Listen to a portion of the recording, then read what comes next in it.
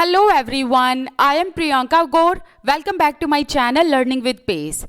तो अभी इस वीडियो में हम क्लास थर्ड की ईवीएस का 9th, 10th एंड 11th ये 3 चैप्टर कंप्लीट कर लेंगे।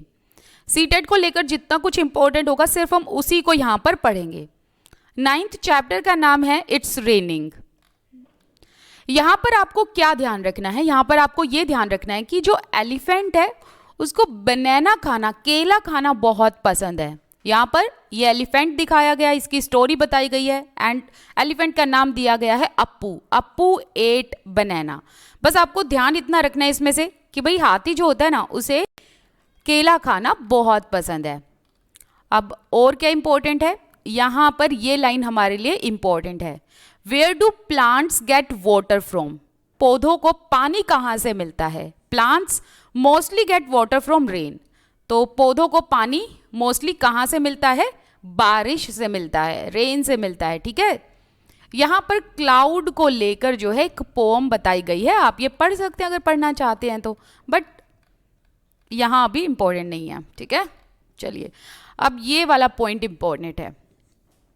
Bye listening to children's experiences related to rain, a discussion can take place on good and bad effects of the rain.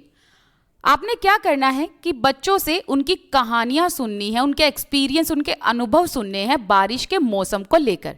तो बच्चे ना रेनी सीजन के अलग अलग एक्सपीरियंसेस बताएंगे।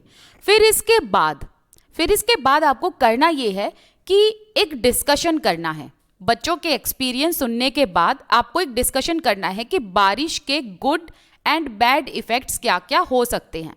ध्यान रखना बच्चे प्राइमरी क्लास के हैं तो इसीलिए आप उनको कुछ ओवर द टॉप मत बताना, सिर्फ उतना ही बताना जिससे छोटे बच्चे रिलेट कर सकें। ठीक है, जैसे कि अगर हम गुड एक्सपीरियंसेस की बात करें तो अभी छोटे बच्चे हैं, आप उनको बोलो कि देखो जो बारिश होती है वो हमारे लिए हैप्पीनेस लेकर आती है ना, हमारे लिए खुशियां लेकर आती है। ठीक है, फिर आप बता सकते हो कि बारिश के पानी से क्या होता है? पौधों को पानी मिलता है ना, प्लांट्स को, ट्रीज को, इनको पानी मिलता है। फिर आप ये भी बता सकते हो कि बारिश के पानी से हेल्प मिलती है इरिगेशन में, सिंचाई में, क्रॉप्स को इरिगेट करने में। फोर्थ आप बता सकते हो इसका बेनिफिट कि बारिश के पानी में हम लोग नहाते हैं।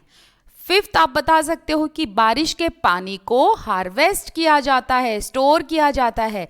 अब बच्चों आपको यहाँ पर एक और चीज बतानी है। जो आपने पहले चैप्टर पढ़ा, मैंने आपको टंका वर्ड बताया था ना, उस टंका वर्ड को यहाँ रिलेट कर देना। तो याद रखना ये टंका बहुत इंपॉर्टेंट है, क्वेश्चन आया हुआ है। तो आप ये भी बता सकते हो कि जो एक टंका होता है, जो कि एक ट्रेडिशनल तरीका होता है जिसमें बारिश के पानी को हार्वेस्ट किया जाता है एंड मतलब स्टोर किया जाता है एंड टाइम आने पर उसको बाहर निकाल लिया जाता है, या उसको इरिगेशन में यूज़ कर लिया जाता है, या लोग उसको ऐसे ही अपने डेली रोज़मर्रा की ज़िंदगी में यूज़ कर लेते हैं। ठीक है, अब अगर बैड इफ़ेक्ट्स की बात की जाए तो आप बच्चों को उतना ही बताओगे जिससे बच्चे अभी रिलेट कर पाएँ। जैसे कि फ्लड के बारे में बता सकते हो, ये बता सकते हो कि बारिश आने पर जो है कीचड़ हो जाता है, ऐसी छोटी छोटी चीजें आप उनको बता सकते हो। ठीक है, तो यहाँ पर ये वाला टॉपिक हमारा कंप्लीट हुआ। अब नेक्स्ट चैप्टर पर बात करते हैं। अब नेक्स्ट चैप्टर है 10 and the chapter name is what is cooking. ठीक है, अब जो इंपॉर्टेंट है एक बार उसी पर चलते हैं डायरेक्ट।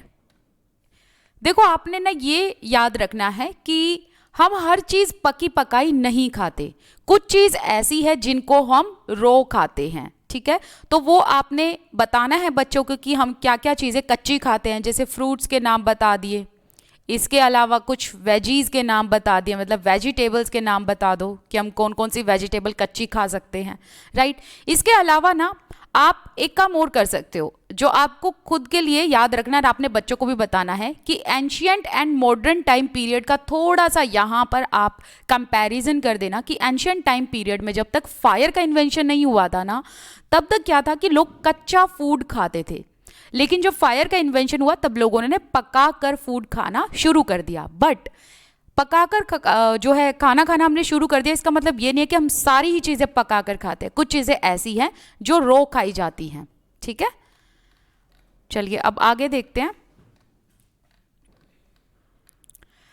ये बहुत इंपॉर्टेंट है, ये है 4 मेथड, ठीक है, ये 4 मेथड हैं अकॉर्डिंग टू एनसीईआरटी। यही 4 मेथड आपको कुकिंग के याद रखने हैं, roasting, boiling, frying and baking.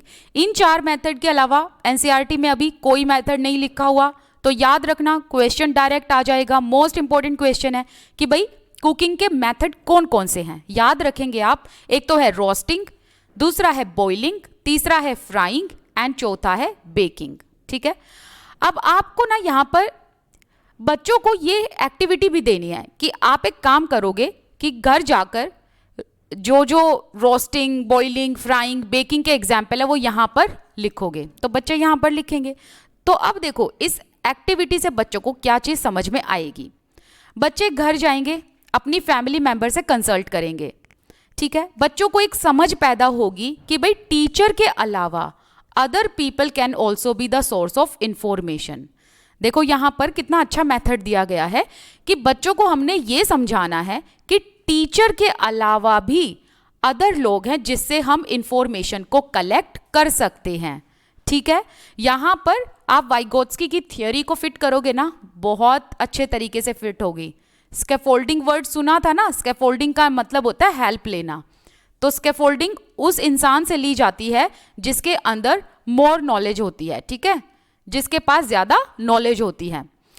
So more knowledgeable person, MKP, आपने स्कैफोल्डिंग में देखा होगा, वाइगोत्स्की की जो थियोरी है। तो बेसिकली बच्चों को हमने ये समझाना है कि टीचर के अलावा भी अदर लोग हैं जिससे आप इंफॉर्मेशन को कलेक्ट कर सकते हो। तो अब आपने सीटेट के पॉइंट ऑफ व्यू से एक तो ये याद रखना है, ये 4 मेथड हैं जिससे हम ये कह सकते हैं कुकिंग होती है।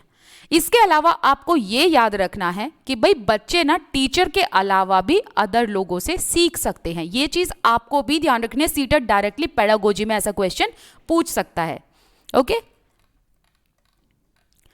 इसके अलावा अब आपको क्या ध्यान रखना है, देखो यहां पर ये आप मैच करते रहना, ये तो आप कर भी लोगे मैच, खैर ऐसे क्वेश्चन सीटेट में आते नहीं है, बस जो क्वेश्चन आते ना उस पर हम ध्यान दे रहे हैं। तो यहां पर आपको renewable, non renewable source of energy के बारे में ध्यान रखना है।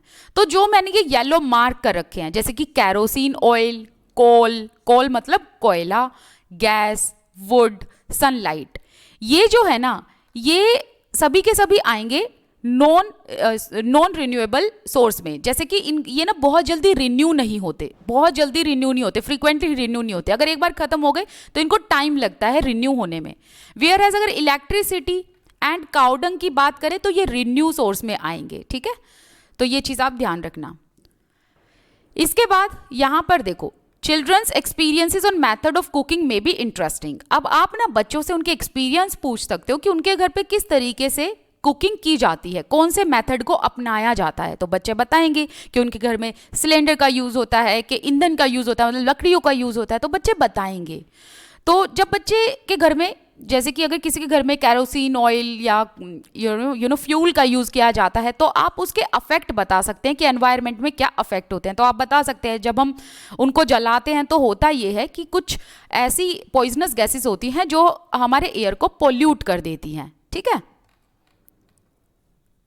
आगे वाला पार्ट आपने बच्चों को तो बताना ही है, बट खुद भी याद रखना है कि अगर हम मूंग दाल को रात को भिगोकर रखते हैं तो सुबह तक वो अंकुरित हो जाती है, उसमें ना स्प्राउट्स आ जाते हैं। तो जैसे ये मूंग दाल है, उसमें से फूट कर कुछ कुछ ऐसे स्प्राउट्स आ जाते हैं जो कि बहुत ही ज़्यादा पौष्टिक होती है, ठीक है। इसमें प्रोटीन होता है, अच्छी खासी मात्रा में इसमें प्रोटीन होता है, एंटीऑक्सीडेंट्स भी होते हैं, ठीक है।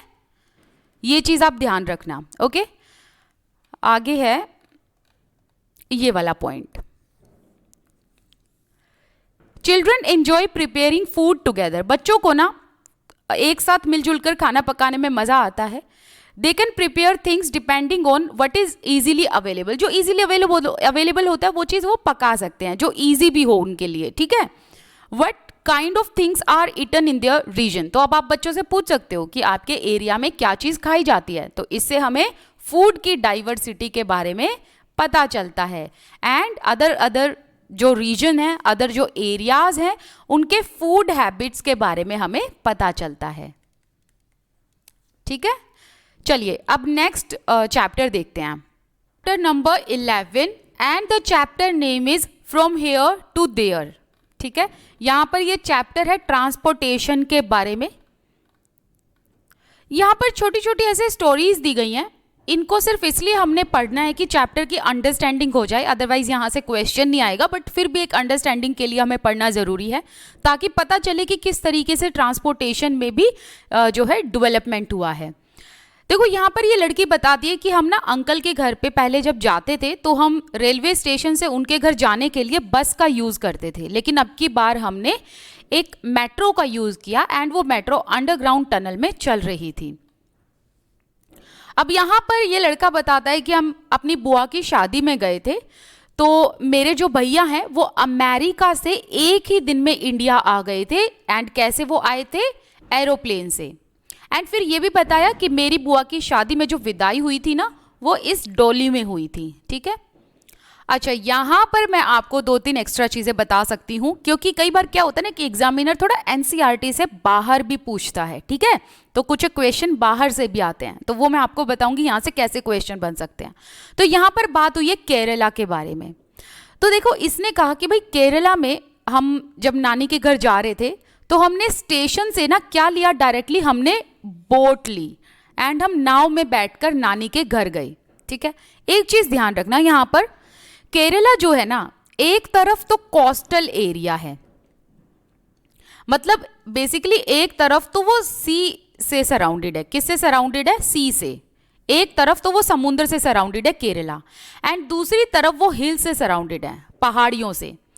एक तो ये चीज़ आपको ध्यान रखनी है, दूसरा ये वहाँ पर नाव चलती है, ऑब्वियसली सी बात है। तीसरी चीज़ आपको ये याद रखनी है, हिल्स में यहाँ पर स्पाइसेस ग्रो होते हैं अबंडेंट मात्रा में। ठीक है, स्पाइसेस मसाले जो है ना वो केरला में अबंडेंट मात्रा में ग्रो होते हैं पहाड़ियों में, जैसे कि कार्डेमम हो गया जिसको हम बोलते हैं इलायची। इसके अलावा पेपर, पेपर तो बहुत ही इम्पोर्टेंट था पहले के टाइम पर। आपको मैं एक चीज़ बता दूं कि जो ट्रेडर्स हुआ करते थे ना, सबको पता होगा शायद ट्रेडर्स के बारे में, जो व्यापार होते हैं वो व्यापारी जो एक जगह से दूसरी जगह जाते हैं, तो पहले भी व्यापार चलता था। तो अरब ट्रेडर्स, इसके अलावा चाइनीज़ ट्रेडर्स केरला में आए थे, पोर्टुगीज़ ट्रेडर्स केरला में आए थे। सिर्फ किस लिए आए थे, स्पाइसेस की वजह से, एंड उसमें भी पेपर की वजह से। लेकिन पेपर, कार्डेमम, ये सब वहाँ पर अबंडेंट मात्रा में ग्रो होता है। ठीक है, ये चीज़ आपको एक ध्यान रखनी है। यहाँ पर शिमला के बारे में बताया है, शिमला में हाई माउंटेन्स हैं, तो जो बस जाती है ना वो बिल्कुल ऐसे जिगजैग रोड पर होते हुए जाती है, जिगजैग ऐसे होता है। ठीक है, फिर इसने बताया कि भाई हिली एरिया है तो मेरी दादी थक जाती है, तो हिली एरिया पे हमने फिर घोड़े का भी यूज़ किया, घोड़े पर मेरी दादी बैठकर गई। अच्छा, आपको मैं यहाँ पर एक एग्जांपल भी बता देती हूँ जो आपके लिए रिलेटेबल भी होगा। आप वैष्णो देवी अगर गए नहीं हो तो जाना, आपको वहाँ पर पता चलेगा सबसे ज़्यादा यूज़ किसका होता है, या तो घोड़ों का होता है यूज़, या फिर वो पालकी में बिठा कर ले जाते हैं। ठीक है, तो आपको ये याद रखना है कि हिली एरियाज़ में घोड़ों वगैरह का यूज़ किया जाता है, क्योंकि बहुत ज़्यादा ऊंचाई पर बस नहीं चढ़ सकती, गाड़ी नहीं जा सकती। ठीक है, यहाँ पर ये लड़की बताती है कि मेरी खाला का घर ना मेरे घर के बिल्कुल पास में है, तो इसीलिए घर पास में होने की वजह से मैं फटाफट से अपनी बाइसिकल का यूज़ करती हूँ और उनके घर चली जाती हूँ। लेकिन जो मेरी माँ एंड मेरा भाई है छोटू, वो रिक्शा से जाते हैं नानी के घर। यहाँ पर विलेज के बारे में बताया कि विलेज में जो ट्रांसपोर्टेशन सिस्टम है वो उतना ज़्यादा डेवलप नहीं है, तो इसीलिए यहाँ पर बता दिया कि हम बैलगाड़ी से विलेज गए। अब देखो इस स्टोरी से होगा ये कि बच्चों को मोड्स ऑफ ट्रांसपोर्टेशन पता चलेंगे। क्या, मोड्स ऑफ ट्रांसपोर्टेशन, अलग अलग ट्रांसपोर्टेशन के बारे में बच्चों को पता चलेगा। Discussions need to be initiated on caring and comparison towards animal in the surrounding. अब यहाँ पर आपने बच्चों को एनिमल्स के तरफ थोड़ा सा सेंसिटाइज बनाना है, मतलब ये बताना है कि यहाँ पर बैलगाड़ी का जो ये यूज़ हुआ है, ठीक है, इससे होता क्या है, जो एनिमल्स वगैरह हैं उनको भी दिक्कत होती है, उनको भी परेशानी होती है। ठीक है, इसके अलावा बच्चों को एनिमल्स के टूवर्ड्स जो है आपने थोड़ा सा सेंसिटाइज इसलिए बनाना है क्योंकि उनको पता चले कि बच्चों को पता चले कि उन्होंने एनिमल को मारना नहीं है। जिस तरीके से हम ह्यूमन बींग्स के अपने राइट्स हैं उसी तरीके से एनिमल्स के भी अपने राइट्स हैं, है ना, तो सभी को जीने का अधिकार है, राइट। इसके बारे में आपने बच्चों से बात करनी है। इसके अलावा आगे ये वाला पॉइंट इंपॉर्टेंट है। Children would have seen many vehicles in their real life in films and books. देखो, बच्चों ने बहुत सारे व्हीकल्स देखे होंगे, अपनी रियल लाइफ में भी देखे होंगे, कुछ फिल्मों में देखे होंगे, कुछ बुक्स में पढ़े होंगे। दीज एक्सपीरियंस में हेल्प इन डिस्कशन। तो जब भी आप ट्रांसपोर्टेशन का डिस्कशन करोगे बच्चों से, तो ये जो बच्चों के खुद के ओन एक्सपीरियंस है व्हीकल्स के, जो उन्होंने रियल लाइफ में, फिल्म में एंड बुक में देखे, उनसे काफ़ी हेल्प मिलेगी हमें डिस्कशन में। Take up activities as per the context of the children to help them ensure their safety while travelling. अब आपने बच्चों से जो है सेफ ट्रेवलिंग के बारे में बात करनी है। For example, children for urban areas, urban areas के बच्चे वो हुए जो शहर में रहते हैं। Children for urban areas may be introduced to road safety and traffic rules. तो आपने अर्बन एरियाज के बच्चों को रोड सेफ्टी के बारे में बताना, जैसे कि जीब्रा क्रॉसिंग के बारे में आप बता सकते हो। इसके अलावा ट्रैफिक रूल्स में हम ये बताएं कि भाई never break the red signal, कि लाल बत्ती जो है उसको कभी भी ब्रेक नहीं करना चाहिए। एंड ग्रीन लाइट के बारे में बताओ, इसके अलावा येलो लाइट के बारे में बताओ। एंड हम ये भी बता सकते हैं कि जब गाड़ी में हम बैठे तो हमेशा सीट बेल्ट लगानी चाहिए। और इसके अलावा रोड सेफ्टी में हमको ये भी बताना चाहिए कि जब हम टू व्हीलर पे बैठे तो हेलमेट हमेशा लगाओ। तो इस तरीके की चीज़ें हमें बच्चों को समझानी है, ठीक है। तो हमारा ये वाला चैप्टर यहीं कंप्लीट होता है। अब हम मिलेंगे नेक्स्ट वीडियो में।